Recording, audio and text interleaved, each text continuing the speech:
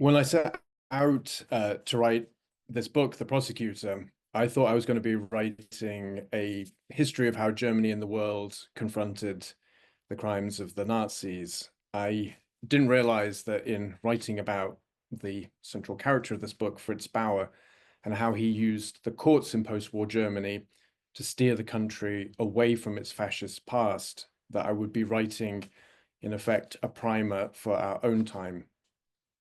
So I'd like to ask you to imagine a history of the 20th century in which the Holocaust is only a footnote to the Second World War, where the encyclopedia entry for Auschwitz describes the flourishing chemical industry in the town, but omits reference to the gas chambers, where school textbooks describe Hitler as, quote, gifted in a variety of ways, and conclude that, quote, no more than a few hundred people knew about the mass murder. This isn't an abstract thought experiment, but West Germany in the years following Hitler's defeat, when the Holocaust was all but forgotten as the Allies sanctioned the return of millions of former Nazis to forge a new country to serve as a bulwark against communism.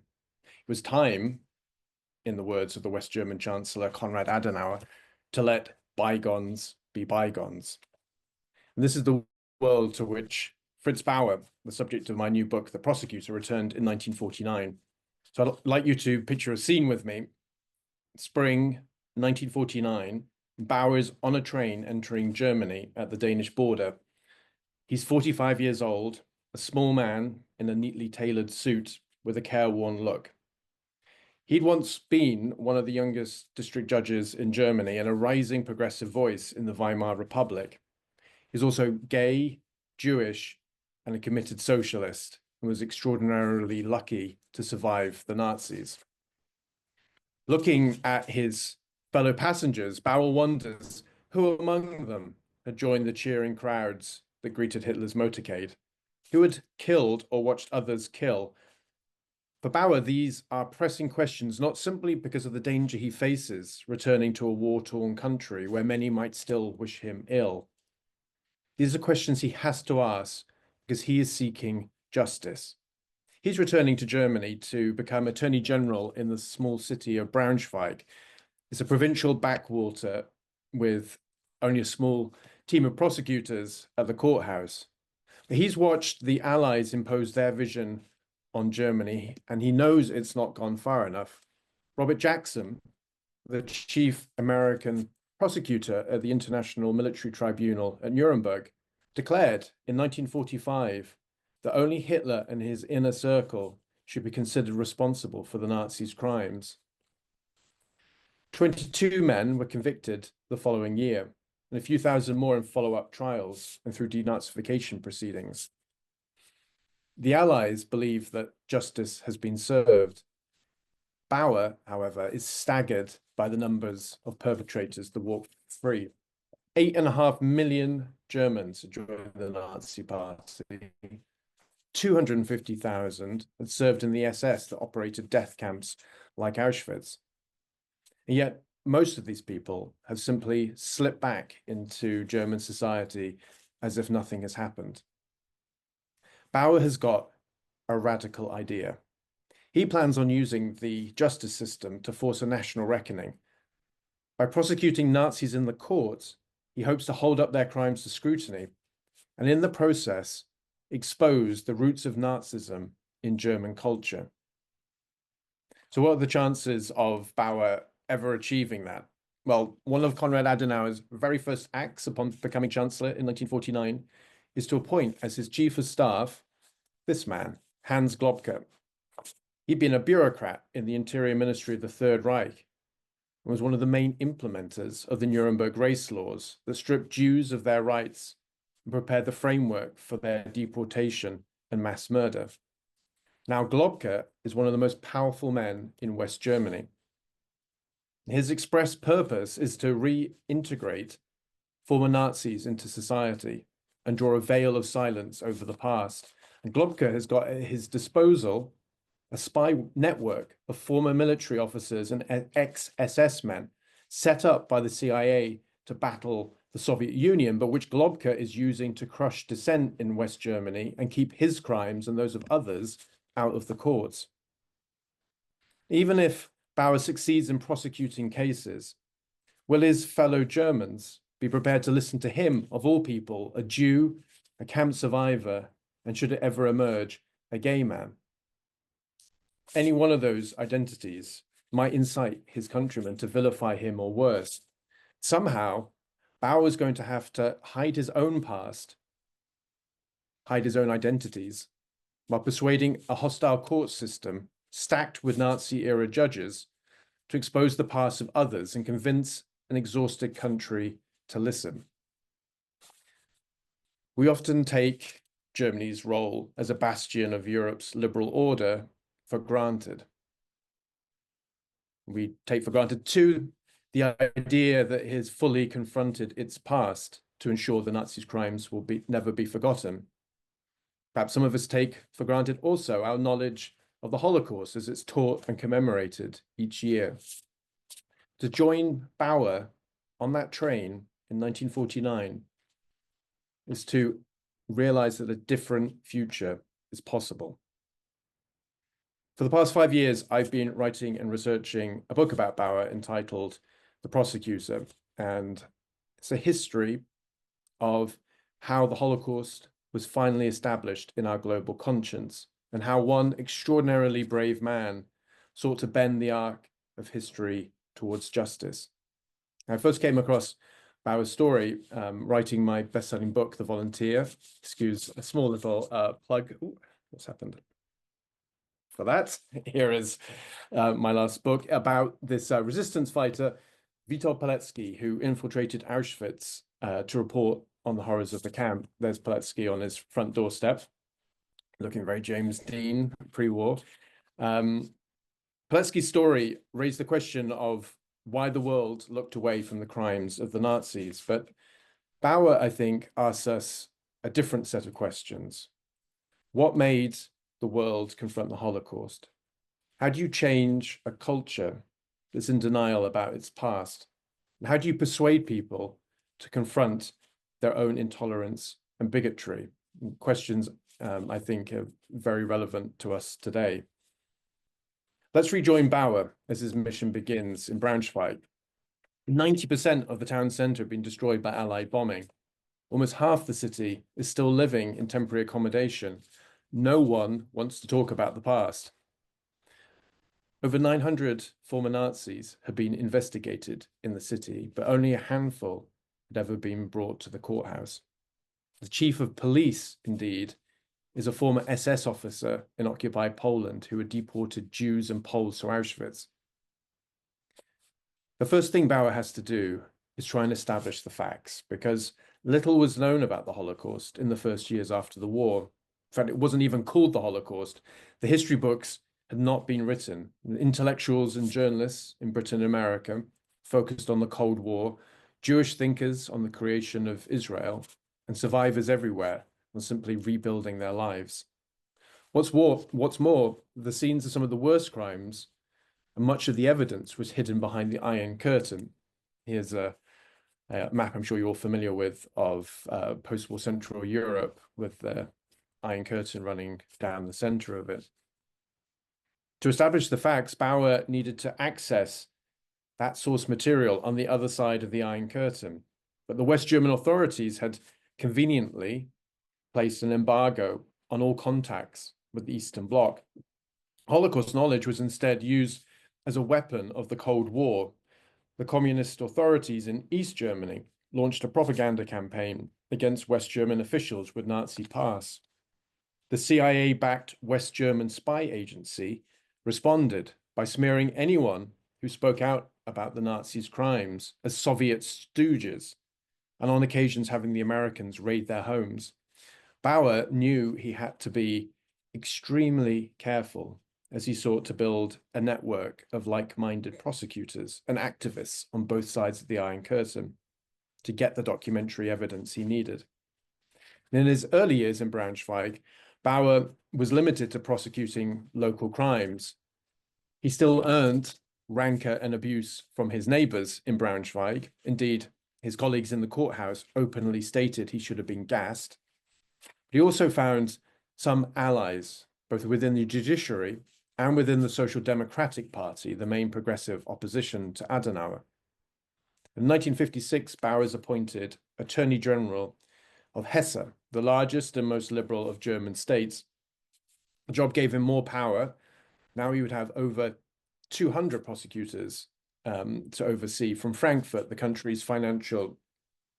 Oh, I think someone's just joining the talk. Matt, are you able to? That's good. And someone else.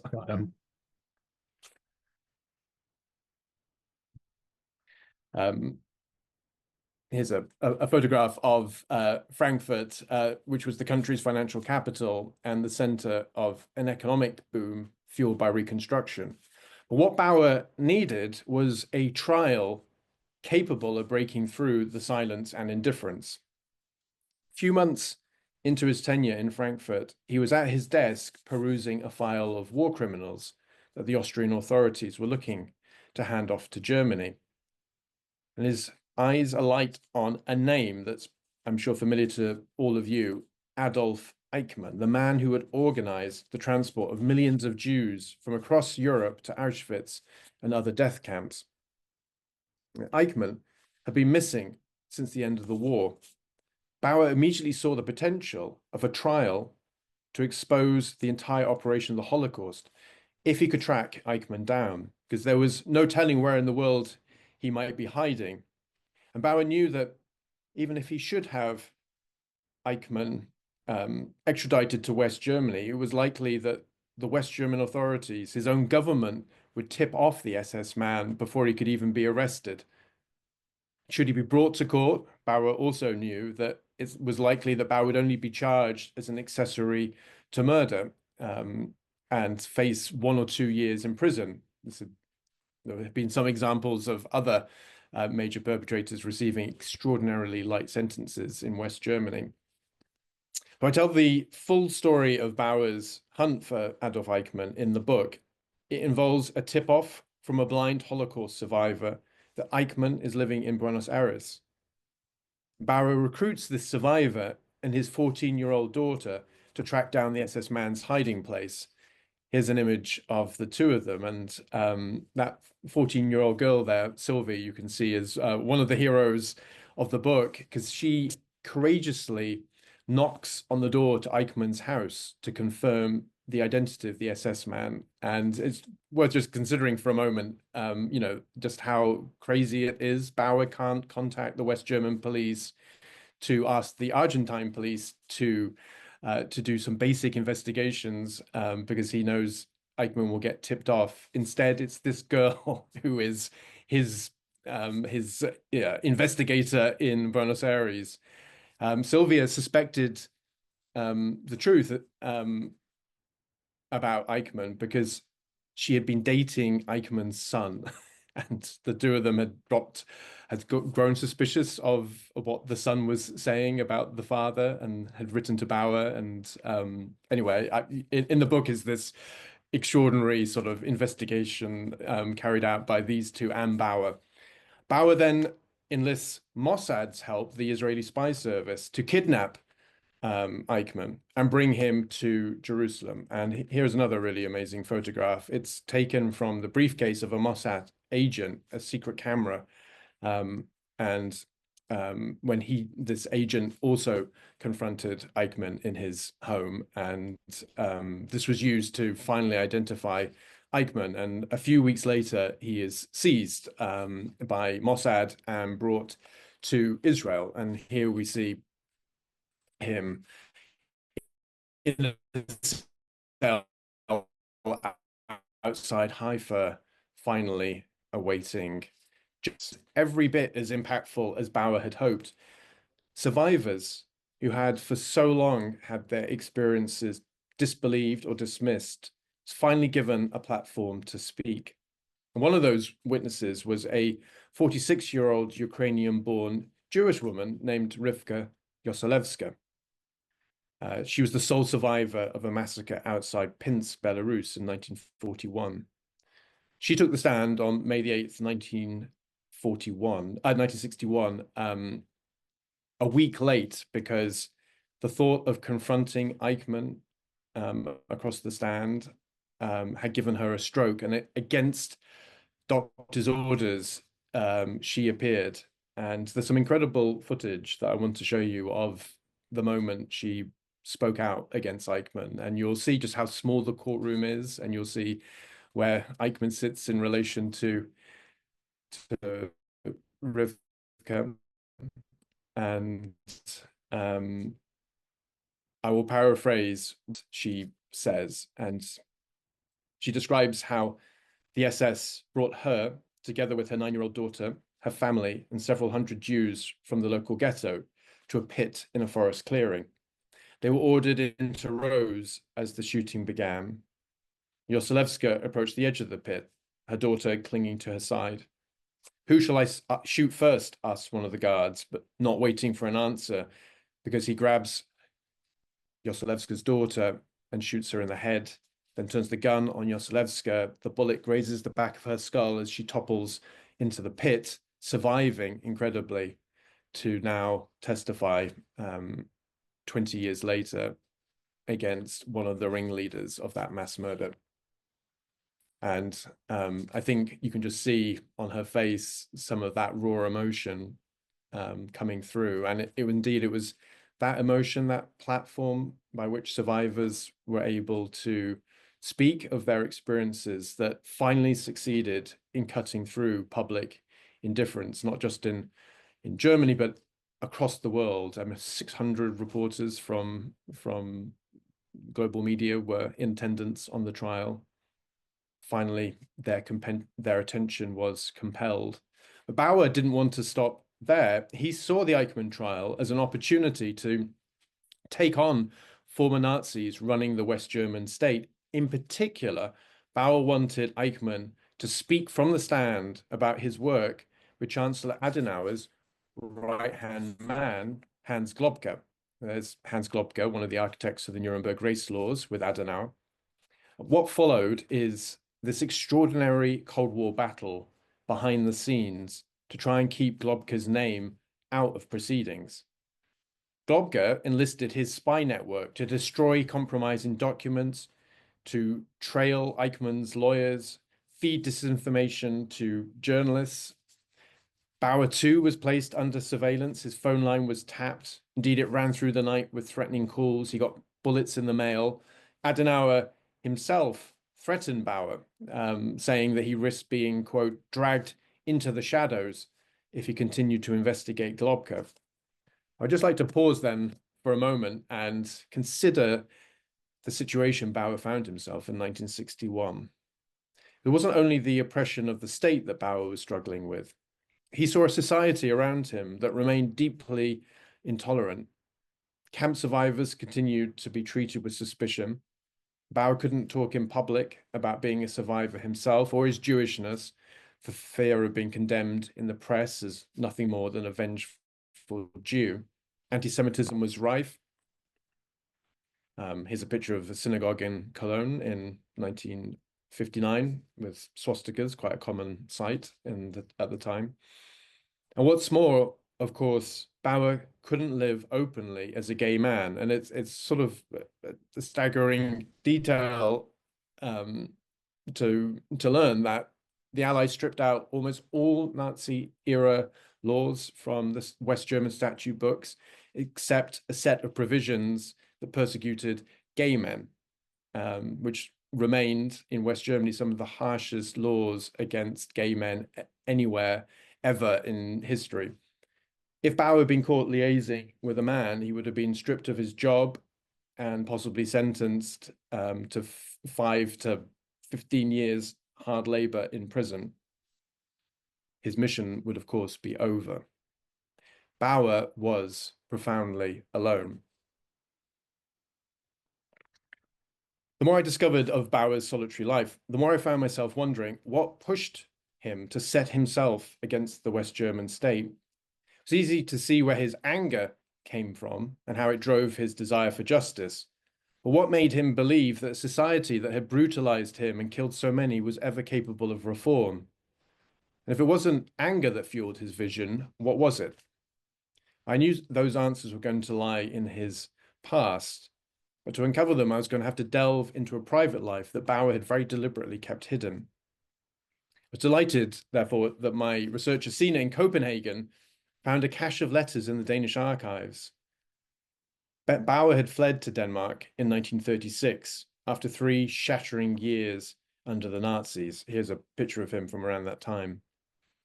And the letters in the archive came from friends and family in Stuttgart, and revealed, asides to Bauer, as he was trying to rebuild his faith in himself and the people around him. Some of the letters that Sina found were written in code to hide identities, although that hardly needed to be done because of the state of the handwriting. In fact, half the letters were written in archaic German script known as Sütterlin, which I show you an example of here. Even my German researcher, Ingrid, was not able to read this text, but then Ingrid had a really brilliant idea. She was thought to ask her 89-year-old mother, Hedy, if she could read archaic German script, and it turned out she could. And here is a picture of Hedy, who became one of our star researcher on the team. We sent her a whole box load of these letters, and she spent months carefully going through them and deciphering them for us. And it was a real poignant moment for Hedy and me and her mum, because Hedy had grown up under the Nazis. Indeed, her dad had been a Nazi administrator in occupied Poland, and the thought that a child of the Nazis would, so many decades later, be helping us uncover the secret life of one of the great Jewish heroes of the Holocaust was very, I think, moving for all of us. One of the letters she found really stood out. There's a letter to Bauer from his closest friend in Stuttgart, Helmut Mielke.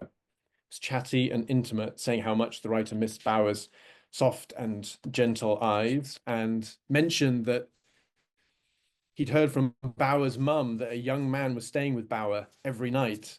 And that letter pointed to this extraordinary moment for Bauer, because he had left Nazi Germany and found himself in one of the most liberal countries in Europe, where homosexuality among adults over the age of 18 had been legalized a few years earlier.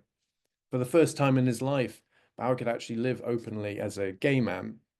Denmark wasn't entirely liberal. The Danish police, in particular, made life very difficult for Jewish refugees like Bauer, who had fled the Nazis. And they watched Bauer closely, looking for an excuse to deport him. And the result, unfortunately for Bauer, is a really remarkable record of his love life in Copenhagen. Is the police observed Bauer intently for months upon his arrival in 1936. We actually have a record of his very first meeting with a young man at a popular hookup spot in central Copenhagen. And courtesy of that police report, we know Bauer brought the young man back to his apartment, and here is that apartment. And unfortunately for Bauer's sense of propriety, a policeman lurked in the bushes in that garden there with his notebook out, and jotted down everything that he saw transpire in that ground floor room. Bauer the next day was hauled into the police station, and despite the legalization of homosexuality, it was still common for gay men to be hassled by the police and confronted with their activities. And so this happened with Bauer. Many gay men still, despite it being homosexuality being legalized, would claim that their sexuality was an illness or had been a moment of temporary insanity or drunkenness. And I really, I came to appreciate this moment for Bauer, because a man who had spent 3 years being brutalized in a concentration camp in Germany under the Nazis, very lucky to escape with his life, finding himself in Copenhagen, knowing the law, and taking a stand, really, because he wasn't going to be cowed by these Danish police officers. He told them openly, I am a homosexual, knowing there was nothing they could do about it. And that sort of fiery temperament of Bauer's was, of course, the same conviction that he brought to pursuing Nazis in post-war West Germany. The more I looked into Bauer's Danish life, the more I saw him finding a community that for the first time accepted him for who he was. Among the police files are a list of some of the men Bauer lived with. One was called Paul Wagner, and Sina tracked down Paul's daughter, Hella. And here is lovely Hella. And this is one of the moments I just absolutely loved in research. Every biographer dreams of it. Sat down in Hella's living room, you can see there. And she said, oh, you know what? I think I have a box of Bauer's letters upstairs in the attic somewhere, which she proceeded to bring down. And it was this giant, stack of letters that for the first time for me revealed a really intimate, playful, vulnerable side to Bauer, and brought home for me how it was relationships like the ones that he had with Wagner that really nurtured a sense for Bauer of who he was and what the world could be like stripped of bigotry and hatred. And it was also a relationship was to save Bauer's life, because in 1940, the Nazis invaded Denmark and Bauer found himself on the run again. And it was Wagner who shielded Bauer and his family when the Nazis ordered the roundup of all Jews in Denmark in 1943. Wagner brought Bauer and his parents, his sister, brother-in-law, and their 2 kids to the small Danish port of Røvig to seek safe passage to neutral Sweden across the Øresund Strait. It's another picture of from the research that I really like. There's Hella to the right, but also a local historian, and the 3 granddaughters of the woman who sheltered Bauer in her home. And we sat at that table for an hour or 2, and each one of them had different snippets of the story of how Bauer was rescued, the fact the family all had to live in a broom cupboard under the stairs because the Nazi garrison was just a stone's throw down the street, how the grandmother led them secretly one night through the woods, this very trail that you can see here, to a beach where she had arranged for a fisherman to come and pick them up, to wade through the surf to his little fishing boat. And Sina and I got to carry out a little historical reenactment. We found one of the few remaining 1940s fishing boats left in Røvig and reenacted the strait crossing. Rather noisy. We're fishing them ahead on our way to Sweden. And it brings me to probably the most special moment in the research. In Sweden, much of Bauer's family still lives, and I got to meet his closest living relative, Marit Tiefenthal, who has the family collection of letters and photographs, and she invited us into her home, look over birth certificates and letters and the rest. And I got to bring Marit to that beach and to meet the son of the fishing captain who rescued her family. The 2 had never met before, and just a very a reminder that this is really living history and that we still have these connections to the past, and how special that is. In Sweden, Bauer began to put together his experiences of persecution under the Nazis with the sense of community that he had found in Denmark. He wrote this incredible text that was to become a sort of mission statement for him about why it was necessary to pursue Nazi war criminals. Germany, Bauer wrote, must have a national reckoning.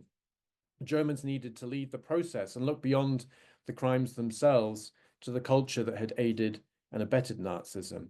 It was only by breaking down old values of authoritarianism and militarism, conservatism, Bauer believed, that he could be sure that the Nazis would not return, and that maybe his homeland would become a place that could accept him for who he was. That's the vision that Bauer carried with him on the train in 1949. It's the vision that drove Bauer to track down Eichmann. It's also what inspired him to confront Germany and the world with the horrors of Auschwitz in 1963. And I think it's extraordinary for us to imagine today a time when Auschwitz wasn't at the center of our collective consciousness. In fact, a time when Auschwitz hardly featured in public debate. That was the case in 1963 when Bauer began to conceive of a trial that would put the camp itself at the center of the proceedings. The Eichmann trial had been important for raising public awareness of the Holocaust, but in focusing on Eichmann, it had allowed Germans to hide behind the usual denial that the killing had only been the work of a few. And Bauer's idea was to indict the ordinary Germans who had operated the camp, the guards, orderlies, doctors, pharmacists, camp dentists. He wanted his countrymen, the world, to see how their crimes fitted together to make mass murder possible, and to make the point that no defendant had acted alone. They had needed a camp, a community, a culture to support them. Here's a picture from the opening day of the trial in December 1963. You can see some of the defendants behind desks to the right.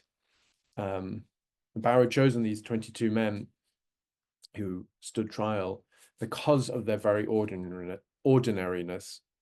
He wanted Germans to recognize themselves in the dock. And here is one of the defendants, or two of them actually, but the one I want you to focus on is lit up in the background wearing shades. His name is Victor Capacious, and he, in post-war Germany, ran a small pharmacy, successful pharmacy in Göppingen, and prosperous, well-to-do chap, well-respected in the community. Capacious had also run the pharmacy in Auschwitz, supplying gas to the gas chambers of Birkenau that he would personally deliver when every transport of Jews arrived to be murdered.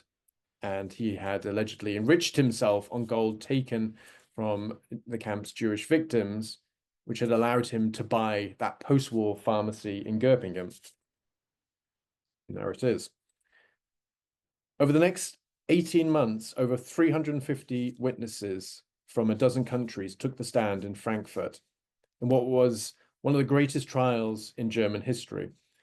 The public gallery was packed with reporters and visiting school groups.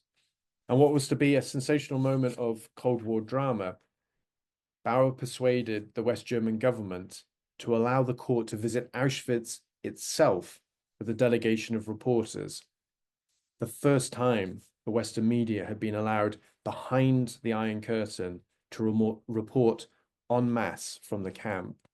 I'm going to show you some images of the sort that then made front page news across the world. And here we have, that infamous gate, Arbeit macht frei, work sets you free. I'm sure it's familiar to all of you, but just worth pausing for a moment and thinking that that sort of image was not known to anyone in not just post-war West Germany, but in Britain and America. This was an introduction to the camp for the first time that Bauer created by bringing the press there. Here, the delegation is paused at a place called Death Wall, where tens of thousands of prisoners were executed. And then the court visited Birkenau, where the main gas chambers were located. And again, whilst people might have known about the gassing of Jews in an abstract way, they had never seen the place where it happened. And here's some extraordinary footage. Again, just imagining this appearing on people's TVs in Britain and America for the first time. This is the shattered roof of one of the gas chambers in Birkenau, which they're stepping on. This is what a West German journalist, Ben Naumann, had to say following this visit. Auschwitz is no longer far away somewhere in Poland. It has come close to us.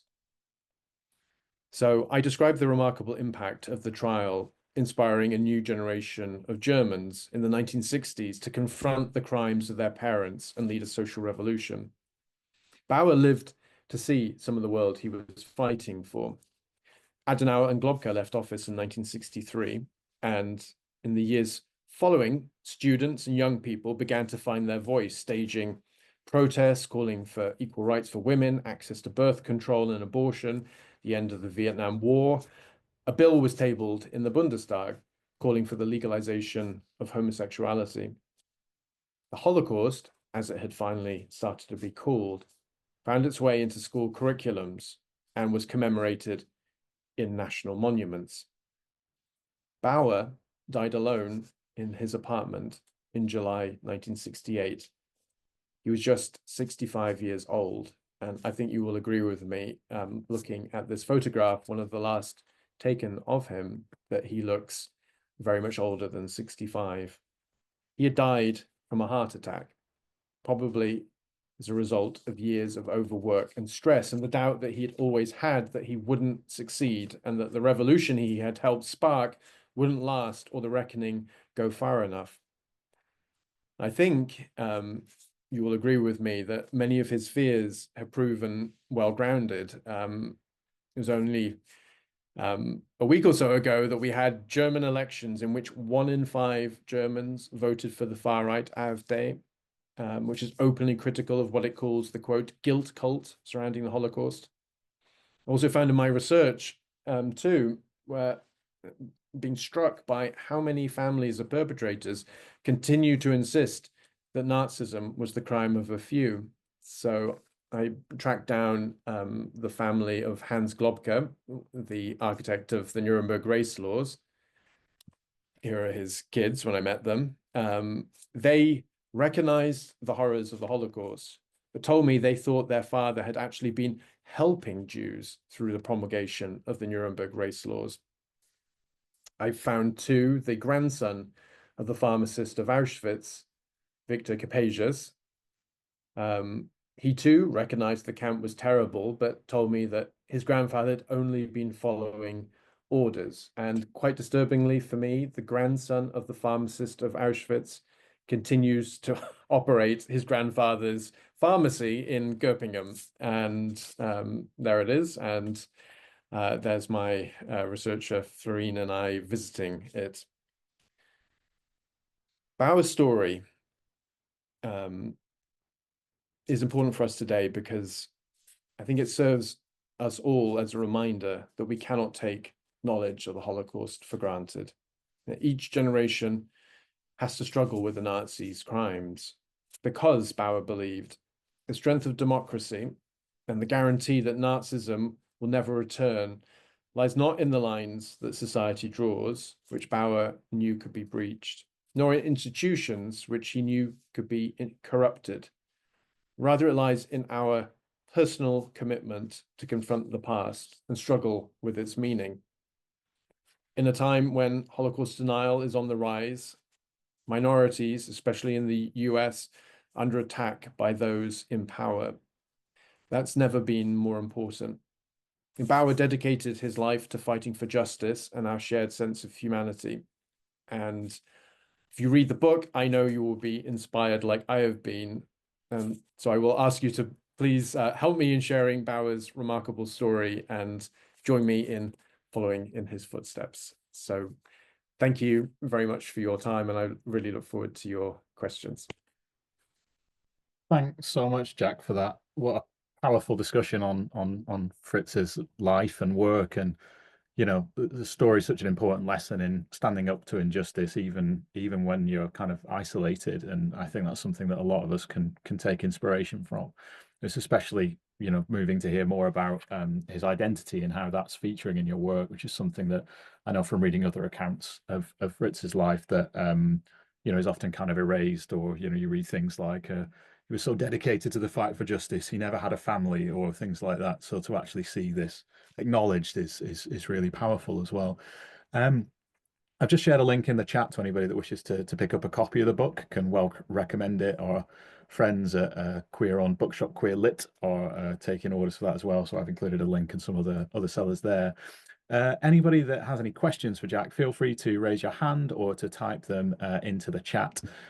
We are recording this talk with an intent to upload it.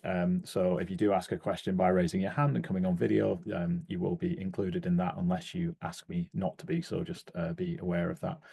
But just to kind of start those questions, I mean, it's quite remarkable that we scheduled this talk quite a while ago, Jack, as you know, and this was what's happened in the intervening period with the kind of gains of AFD and also leading kind of political figures in the US openly doing Nazi salutes. It feels like this is even closer to kind of current times, which is really kind of shocking. Um, what do you see as the kind of barriers for Bauer to be kind of recognized, not just as the hero that he was, but as a gay man? Why do you think it has taken this long? And particularly in a kind of time where there's not just a fight for justice, but a fight for the truth again, which really came alive in your story. Do you think there is any kind of worries that you have, I guess, about highlighting him as a kind of a gay hero at a time where there's a real pushback against gay literature, gay books, and in some quarters. Yeah, I mean, I think what happened in West Germany in the years following Bauer's death was that the West German state took up the task of commemorating the Holocaust, and rather sort of neatly, in a way, took on the guilt for the Nazis' crimes and allowed a lot of perpetrators and their families to avoid facing justice, avoid that painful questions within families over what father or grandfather had done. And Bowers was a deeply unpopular figure in his own lifetime, and the questions that he wanted to confront West Germans with was essentially a very personal one. Why did you do what you did? And asking the next generation, find out what your families did. And those were questions that so many did not want to answer. In fact, rather happy to have Holocaust memorials go up, in which they got to sort of recognize in a sort of abstract way what the Holocaust was without asking those awkward questions. And Bauer's Bauer as a figure was actually largely forgotten in West Germany. Only in the 90s, I think, did his sort of legacy start to be reestablished in unified Germany. And there is now a Fritz Bauer Institute that has really helped lead the study of his pioneering work on all sorts of different trials, and a couple of really great German biographies and a German language film. So he's sort of getting reestablished in the literature of the 20th century. We've got some catching up to do, because I think the point I try and make in the book is, he is a seminal figure for all of us, in terms of the battle to establish the Holocaust in our collective conscience, a really seminal figure of the 20th century, and so important because it was not just his pursuit of war criminals and his desire for justice that was important. It was this bigger vision that he attached to it, and it was the vision that German culture itself. Sorry, just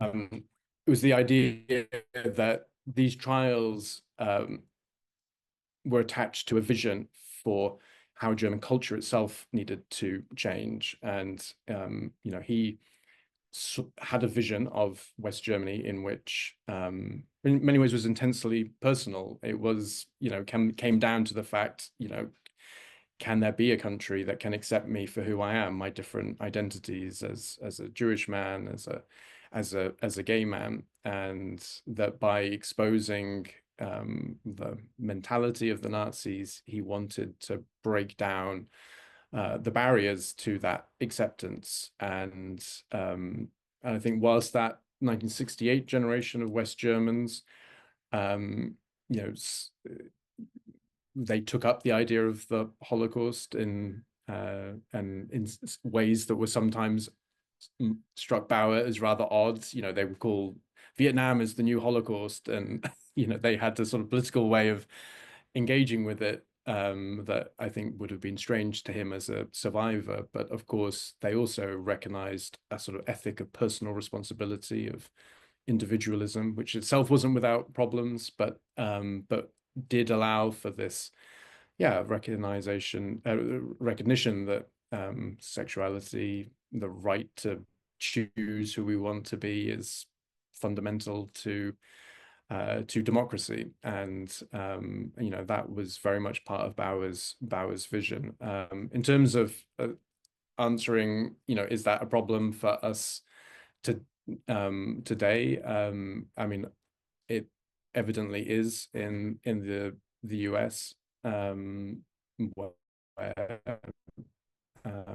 you know, gay literature is being removed from libraries and schools in all sorts of states, and you know, the threats of, I mean, people are talking about ending gay marriage, and you know, in some quarters, and even that fact that that could be discussed is, you know, deeply worrying.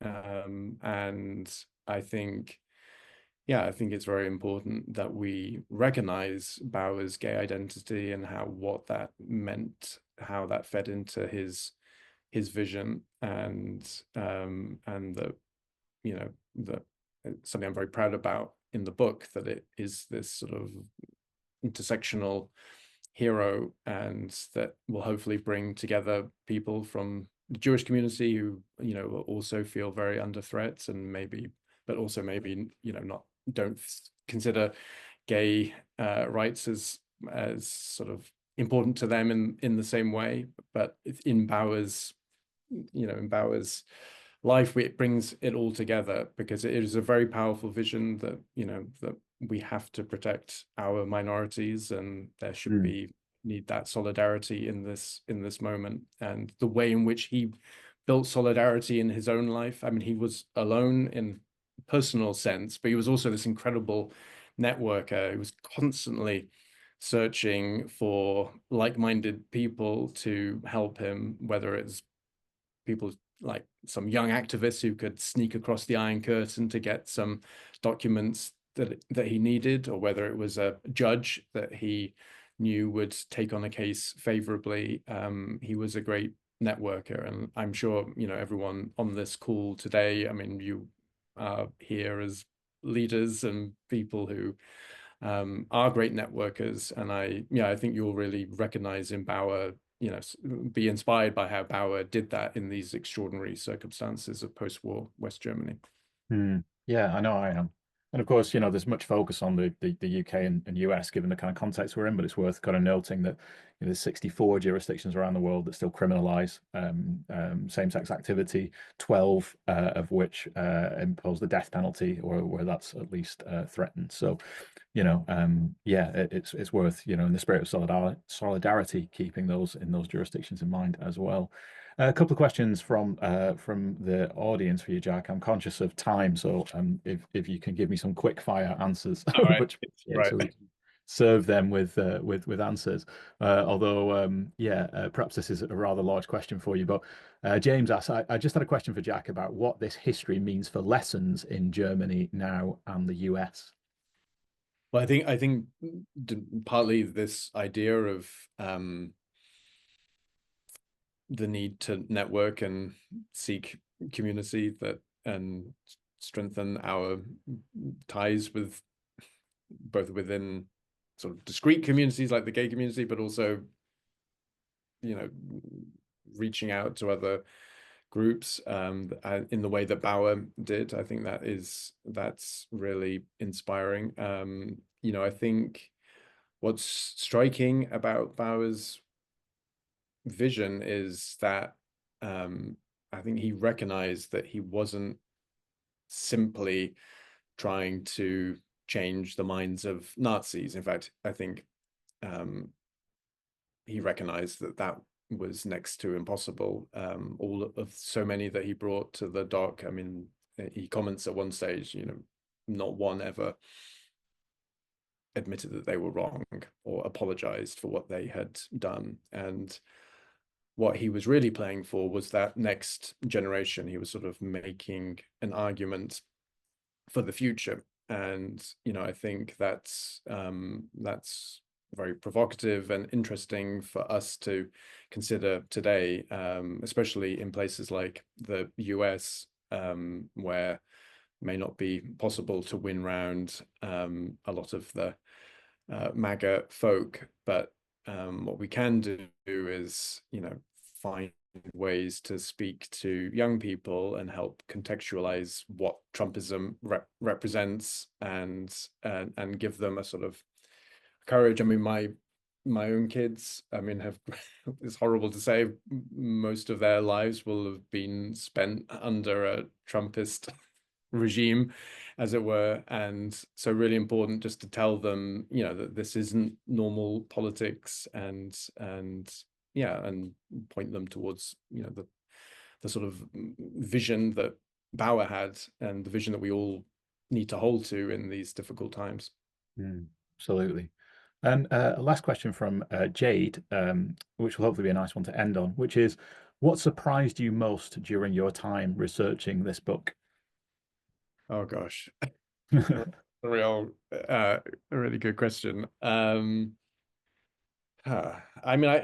I don't know, like meeting Globke's family and other perpetrator families. I mean, I really was genuinely shocked by what they were telling me. So I mean, maybe Jade was being for sort of like a positive story, but they were some of the most difficult interviews I've ever done in my career as a journalist. Just hearing that sort of deeply embedded denialism in and the first time I heard it with the Globke kids, they were one of the first perpetrator families I spoke to, and yeah, I was just very, very disturbed after that. It was a very tense interview, and I couldn't, kind of very hard to believe that that type of worldview was still possible, but it is. And of course, that denialism is growing around us, and it's why Bauer's story is so important. That connection to the reality of the camp, the reality of what happened, we have to keep reestablishing it. And he brought the court to Auschwitz and got the cameras there to show the world what it all really looked like. And that's in different ways, that's what we have to do, is tell people, like, saying words has consequences, being bigoted online has consequences, and show them, yeah, help bring to the fore experiences of different groups so that we can hold on to our humanity. Thanks, Jack, and thanks for your incredibly important work, not just helping us to remember what happened, but as you say, to reconnect with it, which is, you know, clearly the story points towards that is so deeply important, especially in our time again. So yeah, thank you very much, everybody, for joining Jack and me today. Absolute pleasure to host you. I'm just going to share the link to Pride and Leadership in the chat again, so do check out our other events. We will be making a little video of this talk available to you as well via the newsletter, so do feel free to share it with anyone else you might feel is interested. But again, thank you, Jack, for the talk today and for your work, and I look forward to seeing you again soon. All right, thanks, Matt. Thank you, everyone. Goodbye, everyone.